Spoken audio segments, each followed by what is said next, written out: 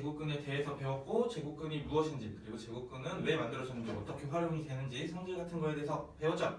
이번에는 여러분들 이제 수의 체계에서부터 제곱근 표 보는 법 그리고 수직선 위에 나타내는 법 그리고 제곱근의 곱셈 그리고 제곱근의 덧셈 뺄셈까지도 여러분께 설명을 해드릴 거예요. 이론 강의다 보니까 문제는 가장 쉬운 문제들로 선별할 거니까 여러분들이 잘 듣고 집중해서 듣기만 하면은 다 이해하실 수 있을 거예요. 잘 들어주시기 바랍니다.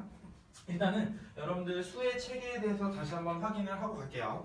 우리 중학교 과정 내에서 수의 체계에서 가장 포식자, 가장 상위에 있는 것은 실수예요. 실수. 그것을 여러분들이 안 보고 써낼 줄 알아야 돼요. 처음에는 이제 중학교 1학년 때 자세히 배웠던 정수, 그죠? 정수는 뭘로 나눠지죠? 양의 정수랑 양성.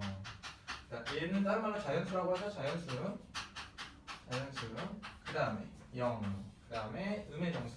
얘가 정수예요. 정수. 다시 한번 설명을 해줄게요. 음의 정수. 자, 자연수라는 것의 의미를 정확하게 알아야 돼요.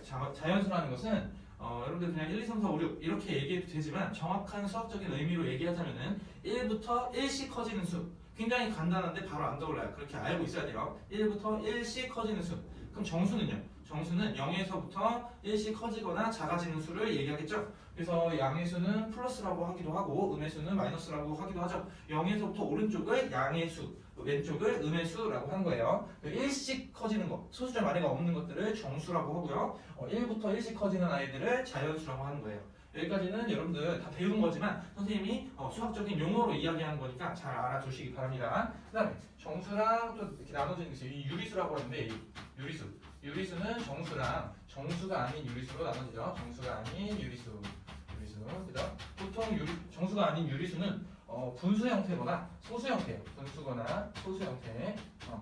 유리수의 정의가 뭐냐면요. 유리수의 정의는요. 분수꼴로 나타낼 수 있다. 이렇게 얘기할 수도 있겠지만 정확한 의미는요. 정수분의 정수꼴로 나타낼 수 있어야 돼요. 정수분의 정수.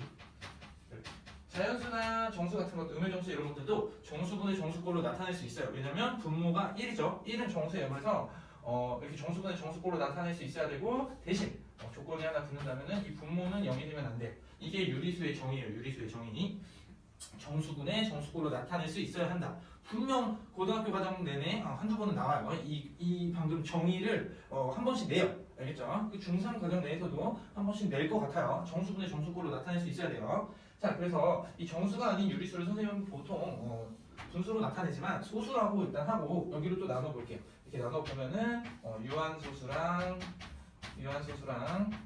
무한소수로 나눠지죠? 무한소수. 자, 여러분들 중학교 2학년 1학기 때 배웠어요. 유한소수랑 무한소수. 그래서 유한소수는 기하분수 상태에서 분모의 소인수가 2랑 5만 있어야 된다 그랬죠? 기하분수 상태에서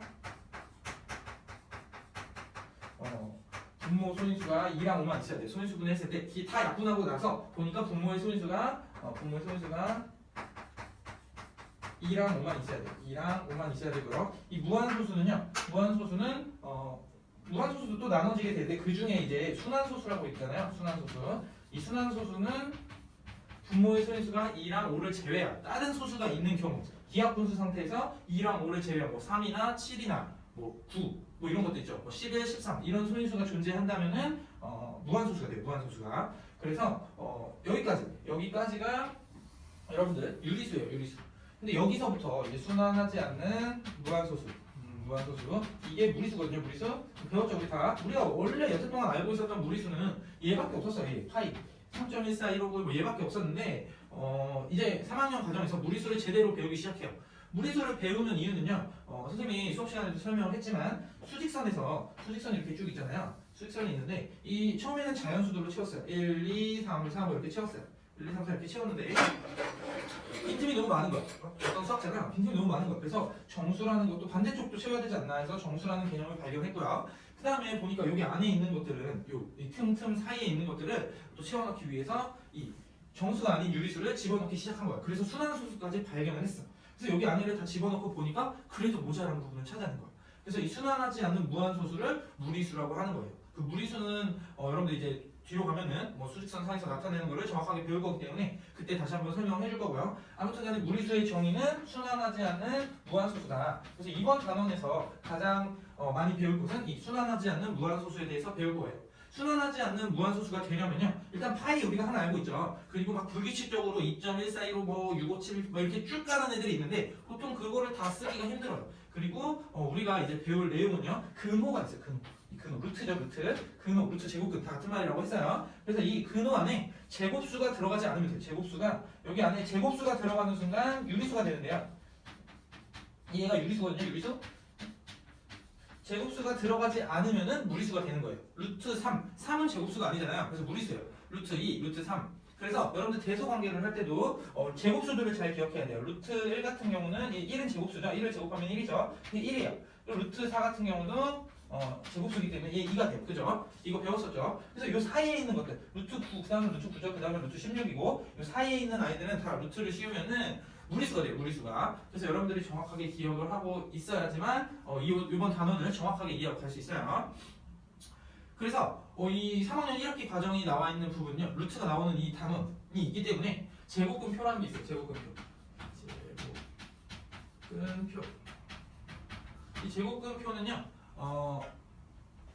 1부터 99.9까지 있어요. 99.9.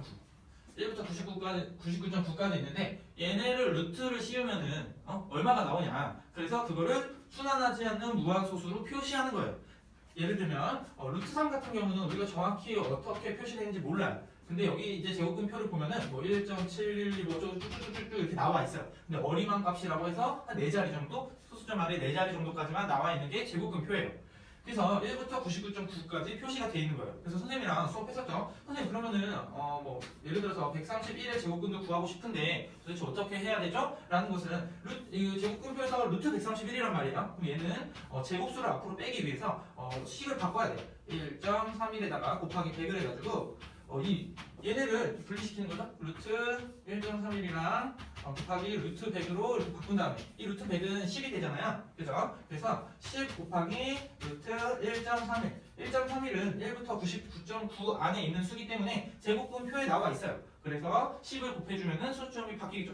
그렇게 해가지고 9에 냈었던 여러분들 훈련을 했었단 말이죠. 그래서 제곱근표를 이렇게 활용을 하면 돼요. 그러니까 제곱수들을 앞으로 빼와야 돼요. 그래서 제곱근표에 있는 1부터 99.9까지에 있는 수로 만들어줘야 되는 거예요. 그래서 모든 수의 제곱근을 제곱근표를 보면은 표시할 수가 있어야 돼요. 근데 지금 이렇게 제곱근표는요 몇 장이에요. 막 뒤에 보면은 되게 장수가 많아요. 많은데 그거를 다 외우고 다니거나 문제에 다 쓸 수가 없잖아요. 그래서 문제에서는 필요한 부분만 제곱근표에 나오게 돼 있어요. 제곱근표에. 그래서 여러분들 제곱근표를 보는 방법은요 초등학생들도 할 수 있어요.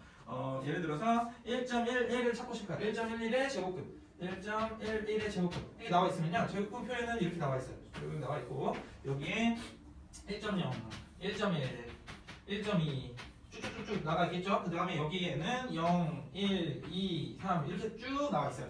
이게 무슨 소리냐면요 1.00 여기 소수점 아래 두 번째가 여기 들어간다고 생각하면 돼요. 그래서 1.11을 우리가 찾고 싶어요. 그러면은 여기에 있는 수랑 여기에 있는 수를 맞추면 되는 거예요. 그래서 이쪽에 있는 수가 1.11의 제곱근이 되겠다라는 게 제곱근표를 읽는 방법이에요. 이거 모르는 사람은 없어요. 그래서 제곱근표 보는 방법은 아주 쉬운데 이제 어려운 것은 이렇게 제곱수들을 앞으로 빼내야 되는 게 어려웠었다는 거 여러분들 그때 했을 때 처음 했을 때는 좀 어려웠을 건데 조금 반복하다 보면 굉장히 쉽고요. 이 제곱근표 나오는 문제는요 문제가 조금 애매하기 때문에 많이들 내진 않아요. 쉬운 문제 위주로 내는데 조금 어려운 문제는 이거밖에 없어요. 이 제곱수 100 같은 걸 앞으로 빼는 거 10으로 앞으로 빼는 거 100분의 1은 10분의 1로 빼는 거 만분의 1을 100분의 1로 빼는 거 이런 것들만 조심하면은 여러분들이 충분히 이 문제들 다 맞출 수 있어요. 조금 어려운 문제는 다른 제곱수를 빼는데 그거는 선생님이랑 어려운 문제를 할 때 또 다시 해보도록 하겠습니다.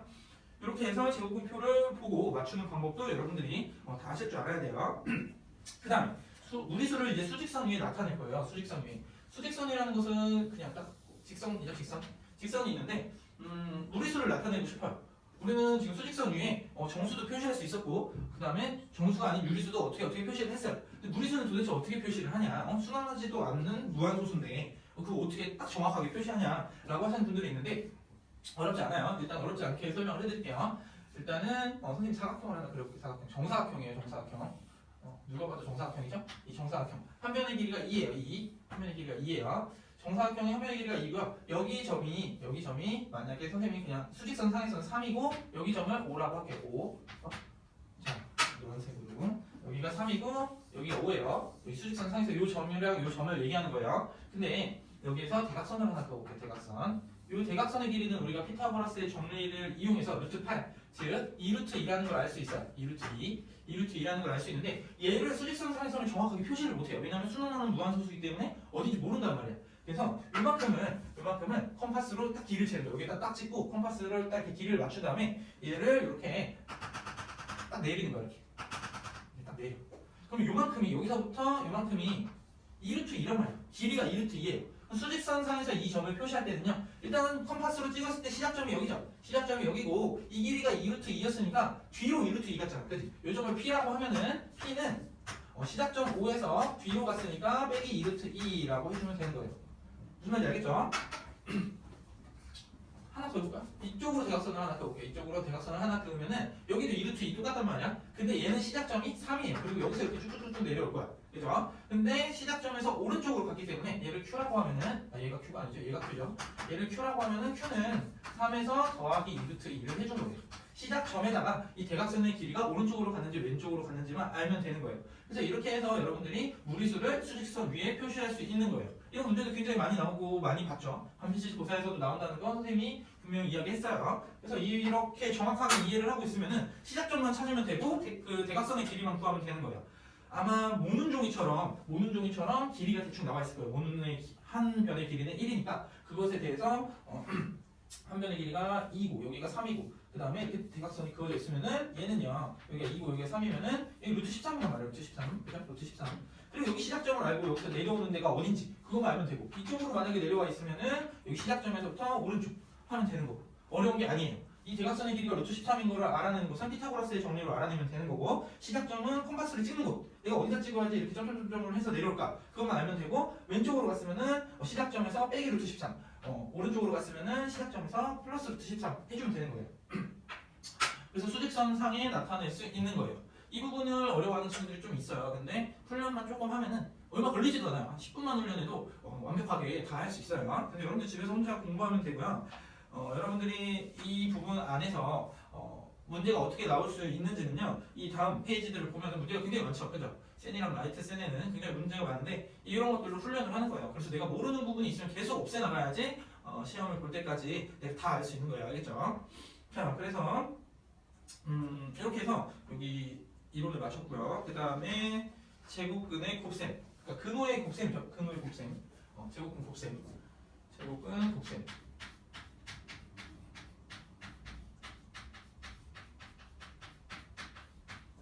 제곱근 곱셈이에요. 처음으로 이제 곱셈을 배우게 되는데요. 어떤 숫자는 앞에 막 제곱근 앞에 몇이 곱해져 있는 수가 있어요. 예를 들어서 뭐 2루트 3 이렇게 있죠. 2루트 3 이렇게 있고 어떤 숫자는 또 이렇게 뭐 3루트 2 이렇게 있을 수가 있어요. 얘네 둘을 곱할 거예요. 얘네 둘을 이렇게 곱할 건데 얘네 둘을 곱하게 되면요. 여기 제곱근에 보면은 앞에 제곱근 바깥에 있는 이 숫자는 있죠. 얘네들은 얘네들끼리만 곱해야 돼요. 얘네들은 얘네들끼리 곱해야 되고 그 다음에 루트 안에 있는 애들은 루트 안에 있는 애들끼리 곱해야 돼요. 이렇게. 그래서 노란색끼리 곱하면 6이고요. 그 다음에 파란색 애들끼리 곱하면은 루트 6이 되는 거예요. 이런 식으로 6루트 6이 되는 거겠죠. 그러니까 루트 바깥에 있는 애들은 루트 바깥에 있는 애들끼리 해결을 하는 거고요. 루트 안에 있는 애들은 루트 안에 있는 애들끼리 해결을 하는 거예요. 그래서 이렇게 곱셈을 여러분들이 잘 할 수 있어요. 이거는 여러분들이 조금 어려운 부분이 뭐냐면요. 예를 들어서 루트 48 이런 게 있어요. 48을 이제 루트 이제 16 곱하기 3 이렇게 만들어서 얘를 또 분리시켜야 돼. 루트 16 곱하기 루트 3 이렇게 바꿔서 4루트 3으로 만들어내야 되거든요. 이거 루트 16이 4잖아요. 그죠? 여러분들은 이렇게 바깥으로 빼는 연습을 많이 해야 돼. 제곱수들을 바깥으로 빼는 연습을 많이 해야 되는데요. 그거를 하려면요. 분해를 잘해야 되는 것도 있지만 일단은 곱셈을 잘해야 돼요. 곱셈을 어떤 곱셈을 잘해야 되냐면요. 어떤 수를 보더라도 내가 봤을 때 얘가 4의 배수인지 혹은 9의 배수인지 혹은 16의 배수인지 혹은 25의 배수인지 36의 배수인지 49의 배수인지 여기까지 이 6개 안에서 가장 큰 수로 배수를 만들 수 있어야 돼요. 예를 들어서 루트 147이 있어요. 루트 147은요. 얘 여기 어떤 배수인지는 모르겠지만 가장 큰 걸로 뽑아야 돼요. 가장 큰 걸로. 이 6개 중에 가장 큰 거를 뽑아야 돼. 그래서 선생님은 이거 아주 많이 해봤기 때문에 아는 건데 얘는 루트 49 곱하기 3이에요. 루트 49 곱하기 3이에요. 그래서 7 루트 3이 된다는 걸 아주 잘 알 수 있어요. 여러분들 7 루트 3. 그리고 또 하나 연습해볼게요. 루트 72 같은 게 있어요. 72. 루트 72 같은 거는요. 여기 중에서 일단 4의 배수도 될 것 같고 16의 배수도 될 것 같고 16의 배수 되나요? 16의 배수 안 되나? 36의 배수는 된단 말이에요. 4의 배수도 되지만 우리는 가장 큰 걸로 뽑아내야지 최대한 많이 한 번에 이런 형태로 만들 수가 있어요. 2 루트 3 이꼴로 만들 수가 있어요. 그래서 이 루트 72는 루트 36 곱하기 루트 2기 때문에 얘는 6 루트 2로 뽑아낼 수 있는 거예요. 선생님이랑 이 연습 많이 했었죠. 그래서 4부터 49까지 이 6개를 외운 다음에 이 6개의 배수 중에 가장 큰 걸로 배수를 뽑아낼 수 있다면 이렇게 바꾸는 게 굉장히 용이해져요. 그래서 여러분들 연습도 굉장히 많이 필요하고 또 하나 꿀팁을 알려줄게요. 또 하나 꿀팁. 예를 들어서 루트 2랑 루트 6이랑 곱했어요. 루트 6이랑 곱하면은 루트 12가 맞는 건데요. 루트 12를 또 이거 6개 중에 뽑아야 되니까 이거는 루트 4 곱하기 루트 3으로 만들어서 2루트 3으로 만든다. 이렇게 할 수도 있어요. 그렇지만 더 좋은 방법은요. 여러분들이 또 분해를 할 줄 알아야 돼요. 루트 2랑 이 루트 6이라는 애를 루트 6이라는 애를 소인수 분해하듯이 이것처럼 분해하듯이 루트 2 곱하기 루트 3으로 바꿔줘야 돼요. 얘를 이 가로한 부분을 이렇게 바꿔주는 거예요. 그러면 어떤 현상이 일어나면요. 루트 2랑 곱해서 그냥 2가 되고요. 그다음에 루트 3도 곱하는 거죠. 그래서 이렇게. 얘는 분배하는 게 아니에요. 여기 곱하기 형태니까 분배하는 게 아니고 딱 하나의 항이니까 그냥 바로 곱해버리면 되는데 선생님이 이 루트 6을 알아보기 쉽게 하기 위해서 가로를 친 거고요. 그 다음에 루트 2랑 곱하면 2가 되니까 그냥 2루트 3 이렇게 표시를 해도 됩니다. 무슨 말인지 알겠죠? 이 분해만 잘해도 굉장히 많은 게 되고요. 이 6가지만 잘 외우고 이걸로 뽑아낼 수만 있다면은 m 루트 n 꼴 그러니까 이렇게 루트 밖에 이렇게 자연수를 나타내는 거를 굉장히 잘 할 수가 있어요. 되게 용이한 방법이에요. 선생님이 이렇게 가르쳐주는 방법을 수업 시간에 했었는데 잘 안 되는 사람은 선생님한테 또 문의하세요. 다시 연습시켜 줄게요. 알겠죠? 그래서 이렇게 해서 곱셈을요 굉장히 용이하게 할 수 있다는 방법을 선생님이 설명을 했고요. 여러분들 옆에 있는 페이지 혹은 밑에 있는 문제들로 연습을 많이 하세요. 연습을 많이 하다 보면은 금방 늘어요.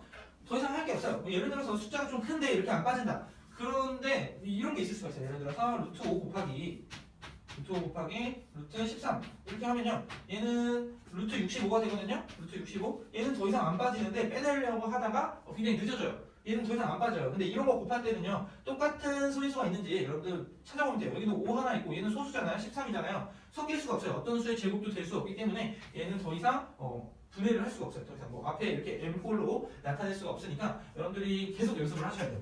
문제를 많이 풀다 보면 결국에는 돌아옵니다. 감각이 돌아오고요. 그 다음에 제곱근의 나눗셈도 똑같아요. 제곱근의 나눗셈도 똑같은데 선생님은 항상 나눗셈을 곱하기 바꿔서 했었으면 좋겠어요. 예를 들어서 루트 a에다가 나누기 루트 b가 있으면요 이거를 루트 a에다가 루트 b분의 1이라고 했으면 좋겠어요. 이렇게. 아니면은 요 형태가 아니면은 이 루트 b분의 1이 아니라 루트 a 곱하기 루트 b분의 1 요게 맞겠네요. 요 형태로 바꾼 다음에 해주면 될 것 같아요. 이렇게 해서 여러분들이 충분히 나눗셈까지도 잘 할 수 있을 것 같아요. 모르겠으면은 선생님이 다시 한번 알려줄게요. 그 선생님한테 문의하세요. 예를 들어서 루트 3 곱하기 루트 3분의 1 이렇게 있어요. 그러면 이 루트는 그냥 합쳐버리면 돼요. 루트 그냥 다 합치고 3 곱하기 3분의 1을 안에 넣어버리면은 루트 1 되네? 그래서 답이 1이 되는구나. 이런 식으로 하면 되는 거예요. 알겠죠? 별로 어려운 내용이 아니고요. 여러분들이 충분히 연습하면 다 돼요. 루트라는 게 이제 처음 나왔기 때문에 한 번에 잘하는 사람은 없어요. 근데 여러분들이 연습을 많이 하면 충분히 다 돼요. 우리 곱하기, 더하기, 빼기 이런 것도 초등학교 1학년 때 처음 봤을 때 바로바로 잘하는 사람은 그렇게 많지 않았어요. 여러분들 근데 지금 더하기, 빼기, 곱하기, 나누기는 잘하잖아요. 루트가 나오는 것도 지금 처음 나왔기 때문에 어색하고 힘든 거예요. 하지만 연습하면은 충분히 잘할 수 있습니다. 아시겠죠? 그리고 이제 유리화하는 걸 배워야 되는데요. 좀 지울게요. 잠깐 지우고 갈게요.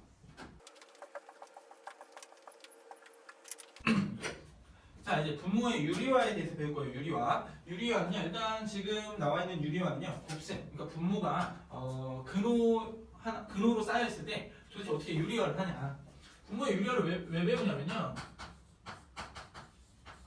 수학에서는요 분모에 무리수가 있는 걸 싫어요. 얘네가 싫어해서 그게 규칙이 됐어요. 그래서 분모에는 유리수가 있어야 돼요. 유리수가 있어야 돼요. 자 어떤 형태냐면요 루트 3분의 예를 들어서 3 루트 2 그런 식으로 있었어요.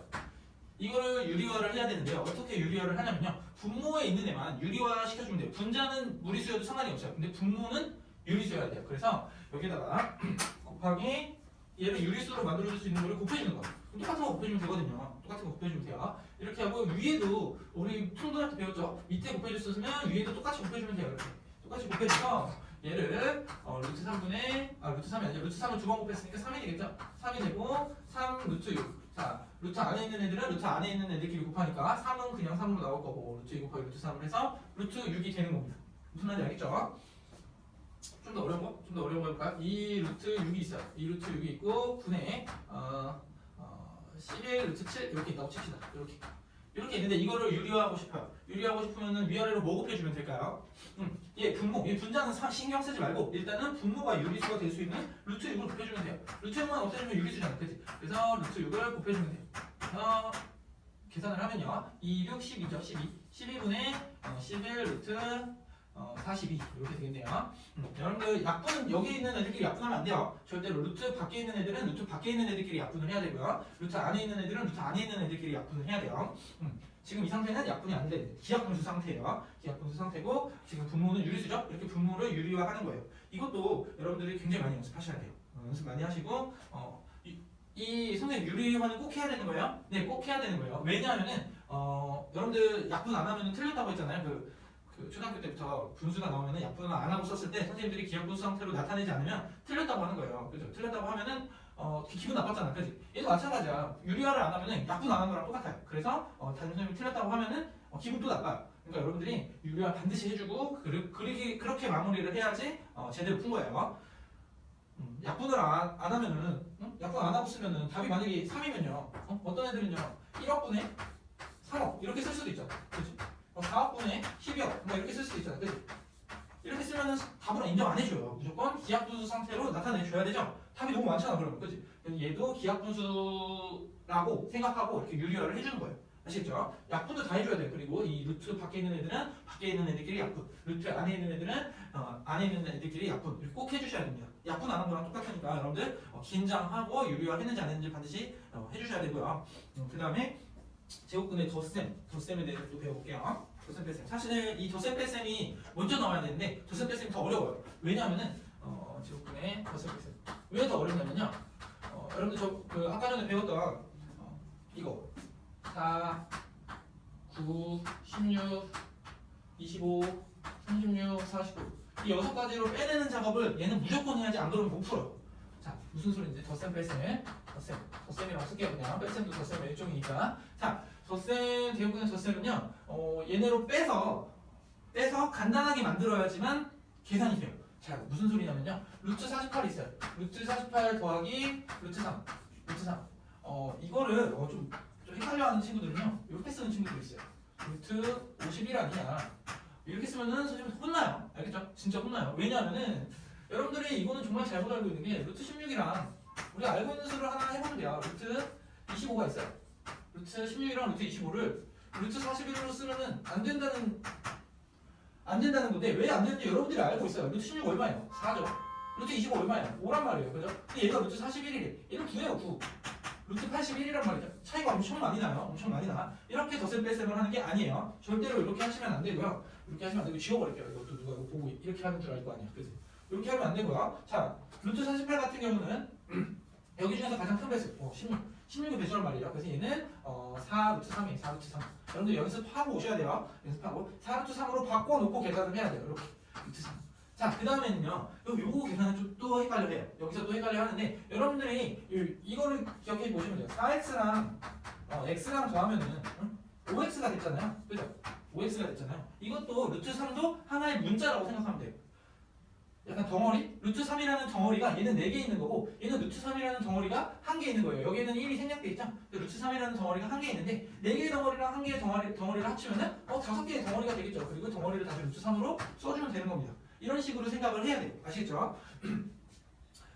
이거를 바꾸는 게 가장 중요하겠죠? 이렇게 간단하게 바꿔주는 거 m 루트 n 꼴로 바꿔주는 게 가장 중요하고요. 그 다음에 동류항끼리 계산해 주는데 루트 2랑 루트 3은 다른 항이에요. 다른 항. 루트 안에 있는 수가 다르잖아요. 덩어리가 다르단 말이에요. 그래서 같은 덩어리끼리 묶어서 계산을 해주면 되는 거예요. 그래서 덧셈 뺄셈은 요것만 잘하면 돼요. 요것만 잘하면 돼요. 자 그리고 얘도 루트 a가 이렇게 있어요. 루트 a가 있고 루트 m 더하기 n이라고 해볼게요. 이렇게 있으면요 얘도 분배 법칙 똑같이 하면 돼요.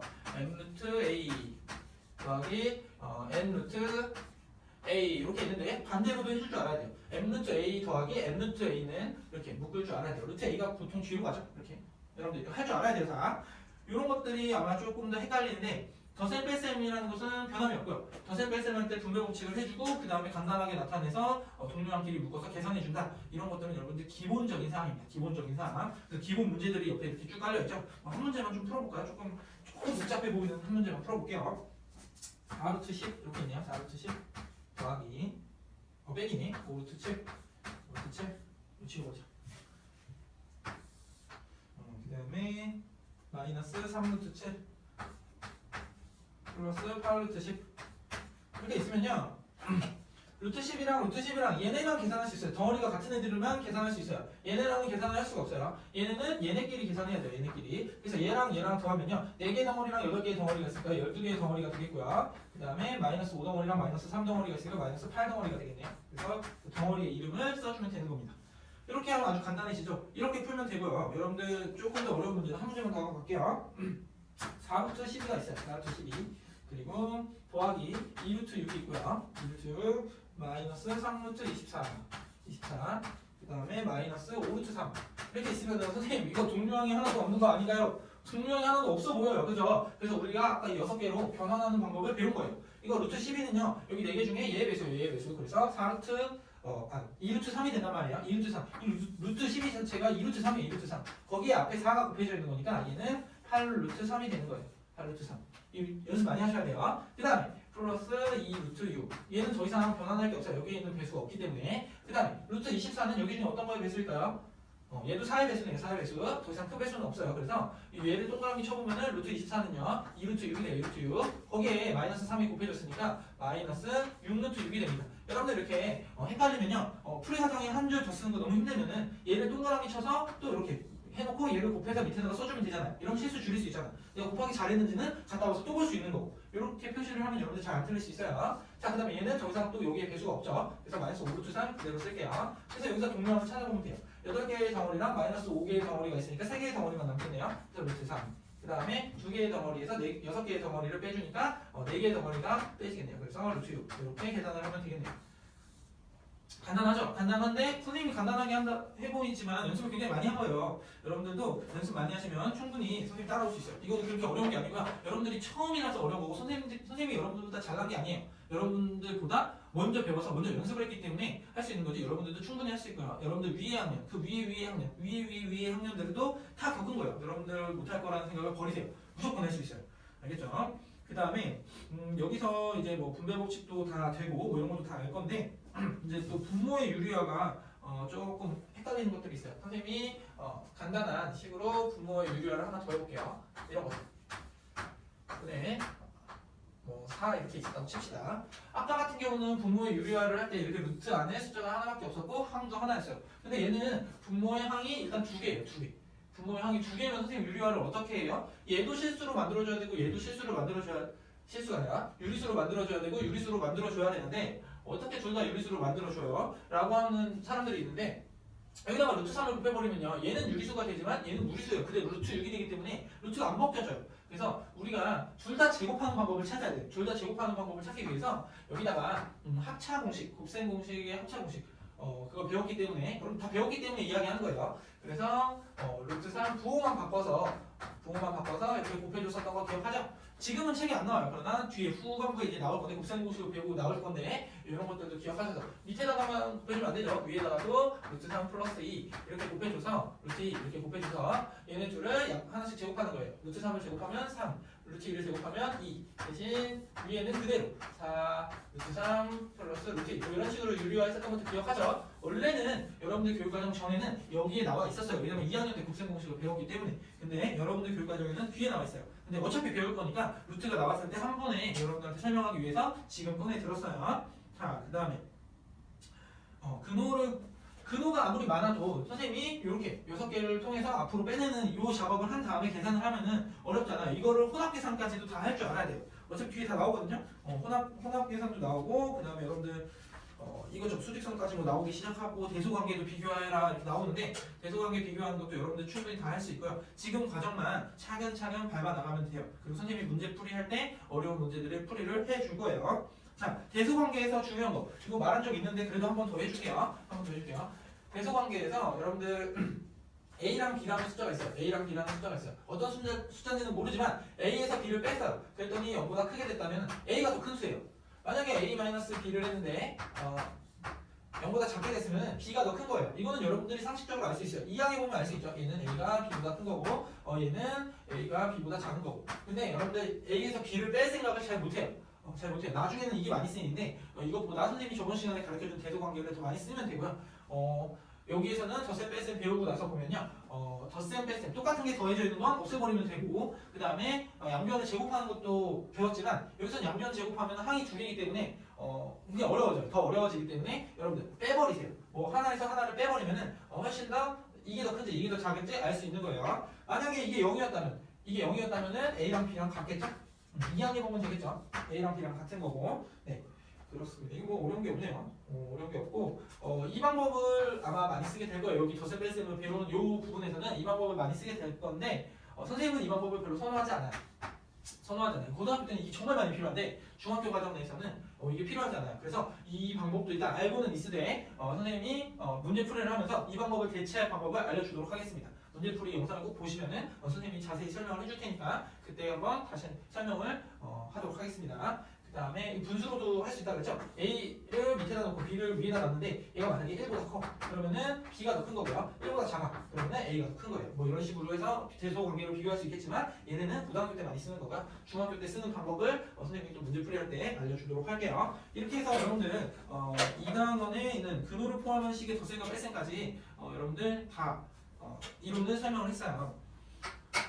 생각보다 이론은 짧았는데 여러분들 어차피 이거 이론을 100번 설명해봤자 여러분들이 귀에 안 들어와요. 문제를 풀면서 내가 이 문제를 어떻게 풀었는데 잘 안 돼. 그렇게 하고 나서 선생님한테 듣는 게 더 좋아요. 그렇기 때문에 지금 문제 풀이를 좀 최소화시킨 거고요. 여러분들이 스스로 풀어본 다음에 문제 풀이 영상을 그 다음에 보시는 게 더 효율적이라는 거 기억하시고 다시 한번 더 여러분들 공부를 하세요. 공부를 하고 그 다음에 선생님 문제 풀이 영상을 보면은 도움이 많이 되실 겁니다. 자, 문제 풀이 영상에서 다시 뵙도록 하겠습니다. 안녕.